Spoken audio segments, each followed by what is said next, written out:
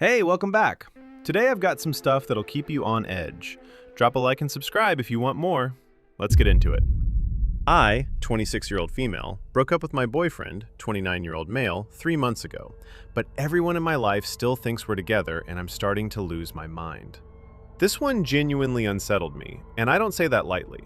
Posted to r/relationship advice about 4 days ago, and what starts as a pretty standard breakup post turns into something that is way harder to shake off. OP is a 26-year-old woman. 2-year relationship. She started noticing the patterns. Him checking her phone, controlling her schedule, slowly cutting her off from friends under the guise of quality time. So she ended it. Clear, direct, no room for misinterpretation. He sat there quietly, nodded, and walked out. She felt relief. She thought that was the end of it. For about 2 weeks after the breakup, I actually felt good, like I could finally breathe again. Then, little things started creeping in. A coworker asked me if I was excited about the company picnic because apparently my boyfriend told her we'd be going together. I laughed it off. Figured he just hadn't updated people yet. Then, my hairdresser mentioned an appointment he booked for both of us. I thought, okay, maybe he's just slow to accept it. But then I found a shared Google Calendar synced to my account. I never created it. I never agreed to it. It was packed with 6 months of events. Dinners with my parents, a beach vacation in August, a couples therapy session booked for July.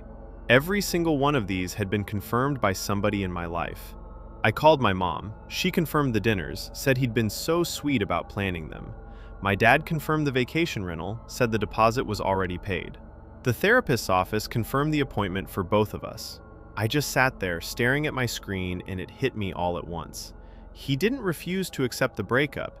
He has been actively maintaining our entire relationship around me, without me. Like I'm a character in his version of things and he just kept writing my lines. And that is where this first post cuts off. But trust me, this is barely the surface.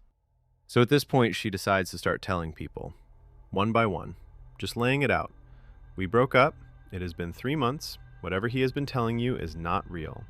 And every single conversation she has makes things worse. I called my best friend first, sat her down and said it plainly. We broke up 3 months ago. It is completely over. She just stared at me like I had lost my mind. Then she pulled out her phone and showed me a text thread with him from the day before. He was talking about our anniversary dinner, using inside jokes that only the 3 of us would get, asking her opinion on a necklace he wanted to buy me. The messages were warm and specific and absolutely insane because none of it was happening. I went to my mom next, told her the exact same thing. She laughed. She actually laughed at me. Said, "Honey, I just talked to him on Tuesday. He is planning that thing for your birthday." I raised my voice. She got defensive. "Why are you being so difficult? He is such a nice boy." Then I started pulling the thread at work. He had emailed my boss directly to request schedule changes around our vacation. A vacation I had never heard of. Coworkers told me he had been sending them photos from a restaurant I never went to. But I recognized the street because it is 2 blocks from my apartment. He has been constructing an entire paper trail of a relationship that does not exist. I changed my locks, blocked him on everything. I am posting this because I genuinely do not know if what he is doing qualifies as stalking. He has not contacted me, not once. He is contacting everyone around me instead. And that right there is the thing that makes this so hard to process. He never reached out to her. Not a single text, not a missed call, not one voicemail. Nothing. He built the whole relationship through everyone else in her life. Like she was the only person who did not show up to her own story. And when she tries to correct it, she is the one who looks unhinged. That last line from the post stuck with a lot of people. He has not technically contacted me. She is underwater and she cannot even name what is pulling her down. This post blew up overnight. The comment section did not hold back. This is one of the most sophisticated forms of coercive control I've ever seen. He's not stalking you. He's stalking your life. The fact that your own mother won't believe you is the point. He chose her first because she's your last line of defense. I'm a DV counselor. Document everything and consider a restraining order. The performance isn't for you, it's for your network, so when you escalate, you look crazy. OP started replying in the thread, and you can feel things unraveling. Info. When you say your mom confirmed the events, did she actually speak to him directly or just get texts? Because if he has access to your apartment, he might have access to a lot more. She says they talk on the phone, regularly. She told me he calls her every Sunday like he always did. I asked her to stop picking up and she got upset with me, said I was going through something, and that he's been nothing but worried about me. I can hear his exact phrasing coming out of her mouth. He's feeding her lines and she doesn't even realize it. Things keep coming back to me now. My bathroom mat was on the wrong side of the tub. My shampoo lasting way longer than it should, like someone else is using it between my showers. A neighbor stopped me in the hallway and said she saw my boyfriend carrying groceries up on Saturday. I wasn't home Saturday. I changed the locks, but somehow he still has access. I haven't slept more than a couple hours in weeks. Every sound in my apartment makes me freeze. Should I go to the police? What would I even say? We broke up and he won't stop being nice to everyone I know? Half the replies say call the cops now, and the other half say they can't do anything because no crime has technically been committed yet. I feel like I'm screaming underwater. This is genuinely one of the most terrifying things I've read on here. He didn't just refuse to accept the breakup, he's running a parallel relationship that everyone else is participating in. Please get out. OP is surrounded by people and completely alone in her version of reality, and it's about to get worse. Then, 2 weeks later, OP dropped an update, and this is where it gets really bad. I watched the footage and I need to leave tonight. I installed a hidden camera in my living room. I know how that sounds, but things kept being slightly off. Couch cushions not where I left them. A mug in the sink I never used. I needed to know. I checked the footage Tuesday morning and I had to watch it 3 times because my hands would not stop shaking. At 1:47 a.m., he walks in with a key. A key I never gave him, to locks I changed 2 weeks ago. He does not turn on a light. He sits down on my couch in complete darkness. No phone, no TV, just sitting there for over 3 hours. At 4:50 a.m., he stands up, washes the mug he used, puts it back in the cabinet on the wrong shelf, and leaves. I took the footage straight to my mom. I thought this would finally be it. I thought she would see what I have been trying to tell her. She watched the whole clip, paused it, looked at me and said, "Well, he told me you gave him the spare key, honey. I do not understand why you are being like this." She is not confused. She has chosen his version of reality over mine. Someone I trusted with a spare key to my new locks handed it to him. I am physically shaking writing this. I need to figure out who, and I need to get out tonight. The comment section on this update did not hold back. I've seen this pattern before with a friend. The scariest part isn't what he's doing, it's that he got to everyone around you first. You have no witnesses on your side. Document everything offline. This is the part people don't understand about coercive control. It's not just about the victim. The abuser builds infrastructure. By the time you try to get help, he's already the reasonable one in everyone else's story. The Google Calendar detail made my stomach drop. He's not delusional, he's organized. That's so much worse. And that part about someone handing over her new key, sit with that for a second, because OP sure did. Then a few days later, OP came back with one final post, and the tone was completely different. I watched the footage, and I need to leave tonight. I'm writing this from a motel in a city I've never been to. I left. I didn't tell anyone where I was going. I changed my phone number, closed all my socials, left my job without giving notice. I just packed what I could carry and drove until I didn't recognize anything anymore. For 3 days, I sat in this room and just breathed. No texts, no calls, no one casually mentioning him, no one looking at me like I was the crazy one. 3 days of pure silence. I thought maybe it was finally over. Then, this morning, I checked the voicemail on my new phone, the number that nobody is supposed to have. One message. My mother's voice. Totally casual. "Hey, sweetie, just wondering why you missed dinner last night. He set the table for both of you and..." The post cuts off right there. Account deleted. No follow-up, nothing. Let this one sit for a second. The thing that makes this story crawl under your skin isn't the ex. We've all heard about stalkers. It's that every single person who was supposed to protect her became part of the architecture. Her mother, her friends, her coworkers. He didn't need to trap her. He just needed everyone else to hold the door shut. And that last voicemail, on a number nobody was supposed to have, that means one of two things, and neither of them let you sleep well tonight. Reactions on this final post hit different. I'm sorry, but the fact that your own mother is siding with him after you showed her footage of him breaking into your home at night is almost more disturbing than him doing it. If that one got under your skin, the next story is just as unnerving. This one came from a throwaway account on r/nosleep, except the mods confirmed it was originally posted to r/legal advice before it got removed. My mom, 58-year-old female, has been making my dad, 61-year-old male, these healing teas for 2 years, and I just found her search history. This one genuinely disturbed me, not in the usual way where something is just dark or uncomfortable. This one sat with me. Posted 3 days ago on r/offmychest by Quiet One, Lena. She opens the post sounding almost grateful, like she is writing from a place of stability. But pay close attention to the details because they are going to hit different by the end. I, 27-year-old female, moved back in with my parents about 6 months ago after I got laid off. I felt like a complete failure, but they welcomed me home without a single question, and I was genuinely grateful. My dad, 61-year-old male, has not been doing well though. Over the past 2 years, he has lost probably 40 pounds. His hands shake so bad he can barely hold a fork. Some days, the fatigue hits so hard he cannot make it from the bedroom to the couch without stopping halfway. Doctors have not been able to pin it down.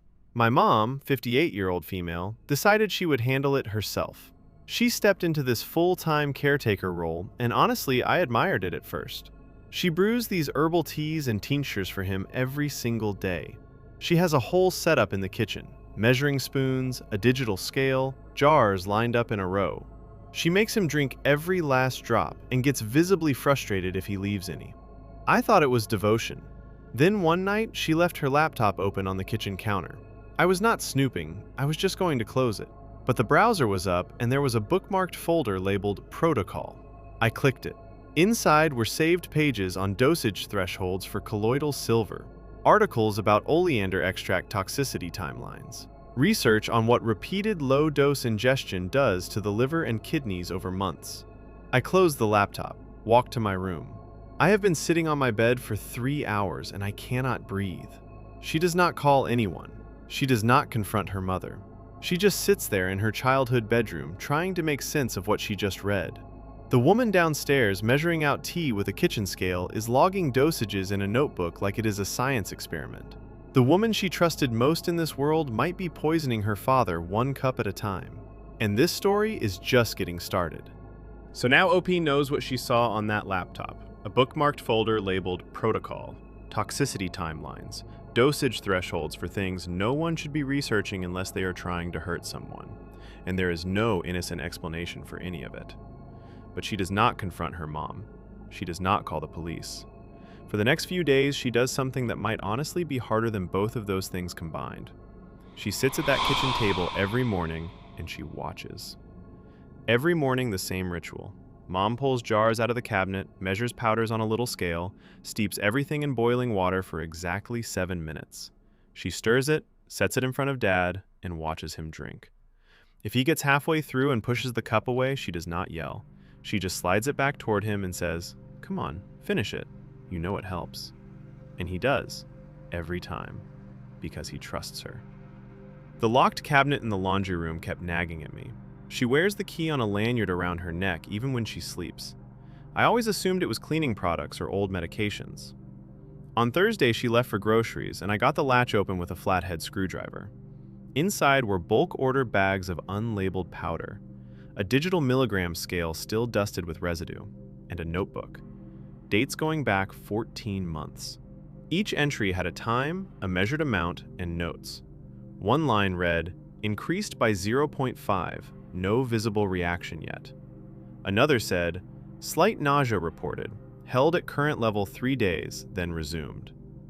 I photographed every page, hands shaking so bad half the shots were blurry.